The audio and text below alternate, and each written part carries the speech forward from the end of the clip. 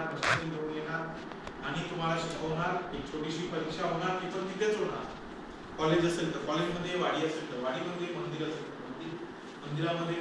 आमचे क्लासेस गोठ्यांमध्ये सुद्धा झालेले आहेत. या ठिकाणी जागाच नसते. ग्रामीण भागांमध्ये तुम्ही महिला बिचारा गायींना बाहेर काढतात, झाडतात, खुर्ची लावतात, कोस होतो, पण गायी आतमध्ये पाहतात. कारण जागाच नाही, मोफत जागा झाली मिळत नाही. पण त्या महिला 40-50-50,000 रुपये महिन्याला कमवतात. कुठे शिकला हे महत्वाचं नाही, काय शिकला हे महत्वाचं आहे. डॉक्टर बाबासाहेब आंबेडकर असतील, महात्मा ज्योतिबा फुले असतील, अनेक अशी लोक आहेत. ती कुठे शिकली? रस्त्यावरती दिवे खाली. माहिती स्ट्रीट लाईट माहिती ना सगळ्यांना? कारण त्यांच्या घरात काय नव्हती, लाईट नव्हती. म्हणजे ते स्ट्रीट लाईट खुर्ची घेऊन बसायचे, वाचायचे, आहे की नाही? आणि आपल्याला अगदी डोळ्यात लाईट टाकतात घरचे.